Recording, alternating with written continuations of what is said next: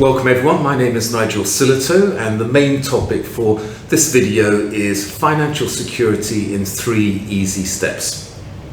Today's interview is with Sam Instone. He's the CEO of AES International, someone I've wanted to interview for quite a while. Sam is actually quite a polarizing force in the world of financial services. So welcome, Sam. Thanks very much for having me, Nigel. My absolute pleasure.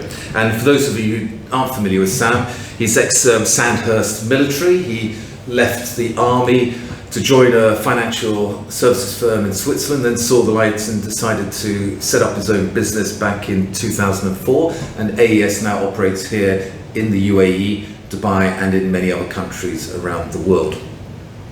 So, having checked out your profile, it's clear that you've been called, let's say, many different things in your life. As I said, you are quite a polarizing force. But don't worry, this is actually going to be a compliment. The one thing I noticed is The Economist, I think, called you Field Marshal of Finance. Well, nice one.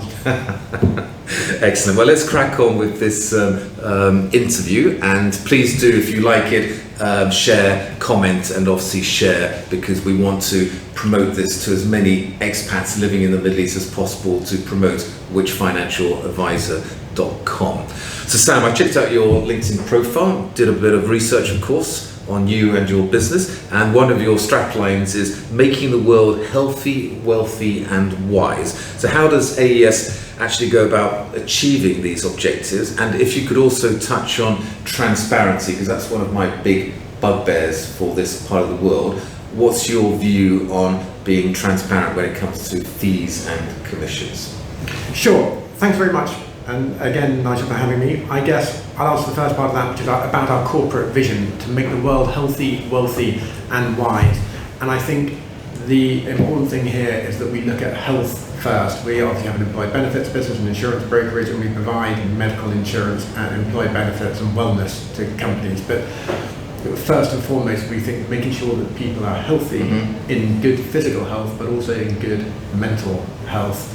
Not merely the absence of disease or infirmity is the number one priority, because however much money one has, if they haven't got good health, it doesn't make any difference. So we always look at how can we make people healthy in mind and body, and then second, how can we make them wealthy? How can we make sure we have the means for them to live the life they want to live? And then why is it all about education and improving educational standards? Because as Nelson Mandela said, education is the most powerful weapon with which we can use to change the world. So how can we educate people about, in our case, our mission statement, positive change, which includes things like transparency, choosing types of advisor, living their life well, psychological profiles to do with money. How can we begin to help educate people about what is really important for us, which is how we make people live healthy, wealthy lives in a wise type of way. Okay, so knowledge is obviously power, which I guess is why you're very active on social media, producing guides on how to retire and subjects like that. Yeah, absolutely. Underpinning that vision, healthy, wealthy, and wise, we have 3 core values. The first one of those is knowledge or expertise, and we really believe that the future of professions is all about sharing that professional expertise. So we're really passionate that our internal people have the best expertise. They're chartered at every different possible stage. We've got human resources, directors, chartered financial planners. We really encourage internal learning, and we want that expertise to be shared. And we look at technology, social media, LinkedIn as a means by which we can share that professional expertise. Okay. Imagine I'm seeing a financial advisor tomorrow, Sam. I've inherited some money. What are the 5 questions which I must ask this financial advice, and what are the red flags? So maybe you can just expand on this. Ironically, you said that I'm a polarizing figure, and probably the most polarizing thing I would say there is if you inherited $100,000, definitely don't go and see a financial advisor for it, because the costs involved within professional advice are going to outweigh the benefits of that advice entails. And one of the big tragedies which I've seen is that the traditional financial service industry can monetize through locking you into expensive, opaque, and inflexible products. Relatively small clients who otherwise wouldn't have access or would take advice from their bank, which has much stronger, often compliance systems in place. And the truth is that if you have $100,000, I can name a lot of resources and books to read on the website, a lot of platforms to go and open and buy a highly diversified portfolio of low cost index funds through a robo-advisor, through a platform, and your money will be probably much safer there, as opposed to going and seeing a financial product salesperson who tend to prey on that gap of naught to $250,000. Well, that's what I was going to ask. That. So if it's not $100,000, at what point do you then need to go and see a qualified financial advisor? And it's hard to put a figure on it, but because it's to do with individual circumstances, It might be driven by a life event, like a need to think about retirement, a divorce, and buying a property. Mm-hmm. We tend to say that in terms of investable assets, the complexity around big decisions probably begins, or the value an advisor can add is around $250,000, 150,000 euros, pounds, sterling of advice and upwards. And in particular, the sweet spot is when things do become big inheritances from your parents, or really big decisions where professional advice really is of value. But the space below that tends to be inhabited by traditional last generation mercenary product salespeople, which is why retail financial services has such a bad name.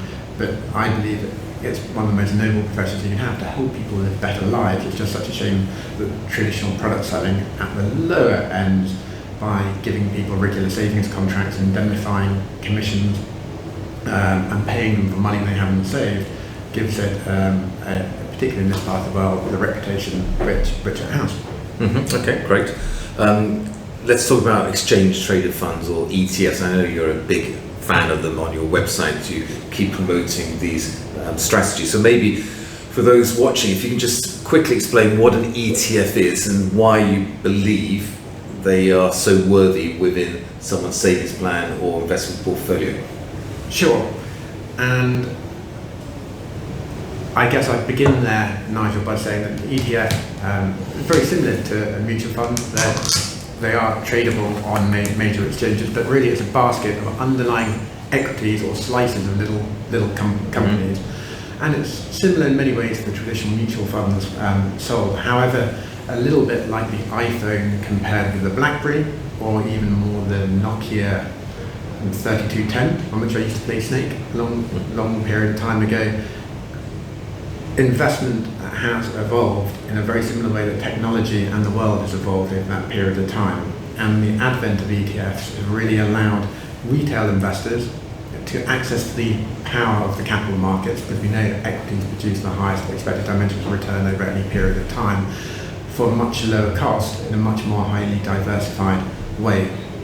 And I think fundamentally, compared with more traditional active or strategies or mutual funds, where potentially forecasting is increased, trading costs are increased, and diversification is decreased, certain types of ETFs do the exact opposite.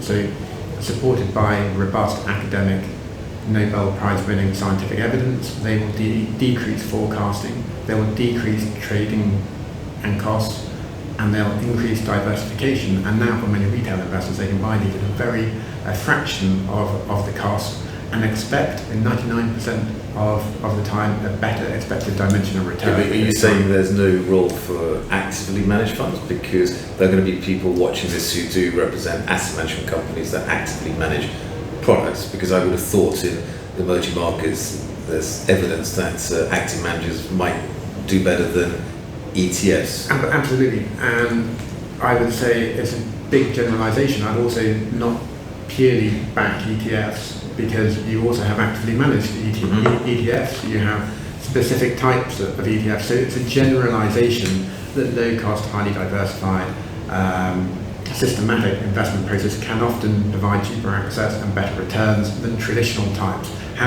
Exactly like my sister-in-law has given her daughter the Nokia 3310 with Snake, because she doesn't want her accessing the internet and doesn't want anything other than her phoning home. Sure. There is still a place in the world for that phone, and I still also know a lot of people that use Blackberries. So I do think that there's still a place, and you listed there emerging markets, place in a lot of active funds. I would just say, as a massive generalization, that there are options through people like BlackRock iShares, Vanguard, dimensional fund advisors, which provide for the majority of people relatively low cost diversified access to the better capital returns within the markets over time. Okay, great. We're here obviously to talk about whichfinancialadvisor.com, which is trying to help expats find a qualified advisor from a regulated firm. What I find quite frustrating is that there are still firms operating here who are not regulated, or if they are, it's in some remote island like Belize or Seychelles, for example. So in your opinion, what can be done to stop these unregulated firms from operating? And it would be great to get your view on maybe the local regulations and, yes, this campaign to stop these individuals and firms from doing business here. Great question. And I once remember sitting next to somebody from the FCA in the UK who actually said, surprisingly, they have the same problem within the UK. And we're never going to eradicate financial crime and, of course, unlicensed financial advice, boiler rooms, selling various different things, whether it's underwater forest car parks or carbon credits. We're never actually going to stamp that out. But I look at the best activity, I'll come back to that quote at the beginning, is really grassroots education. I think that's where Which Financial Advisor forms such a great role and a great opportunity within this market, trying to educate the consumer about what good looks like. Because so many times in my life I've seen that one moment of somebody not concentrating, a lack of concentration, and they've lost years and years worth of their capital. And if we can only educate people at grassroots level, increase awareness of what good really does look like, we'll have that opportunity for them, just the question mark to come into their head then before they sign on that dotted line and part with years and years and years of their life saving, which is, of course, heartbreaking for everybody involved. I agree, totally. So final question is, in order for expats to leave the Middle East more financially secure than when they arrived, what are your top 3 tips? Sure. I think the first thing for an expat is making sure that they have the right platform in the Middle East established. And the ABC rule, if you come from country A, you live in country B, particularly the Middle East, then there's a very good reason to set up your key platform repository for wealth in country C.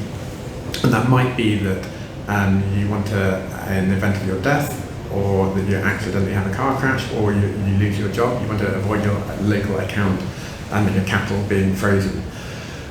Once you've got the right type of platform in place for building wealth, you want to make sure that there's a plan in place for where you are now and where you want to go, which is where financial planners can crunch the numbers and actually give you a plan in order to help facilitate you saving more than you spend. And once you have that excess of capital, which lots of expats are here in the Middle East because they want to save and create a excess of capital, then I'd advise step 3 is really investing that in a globally diversified portfolio of low-cost ETFs, easily available, and trusting time within the market, avoiding short-term market timing and staying invested in the long term.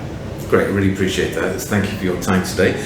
And obviously delivered with military precision. I wouldn't expect anything less. And if you've enjoyed this video, it would be really appreciated if you could share, like and subscribe. We're also going to be doing a podcast with Sam later, which will also be available. And my next interview with another CEO from a leading advisory firm will be in about a month's time, and that will be on retirement planning. So thank you very much. Thank you.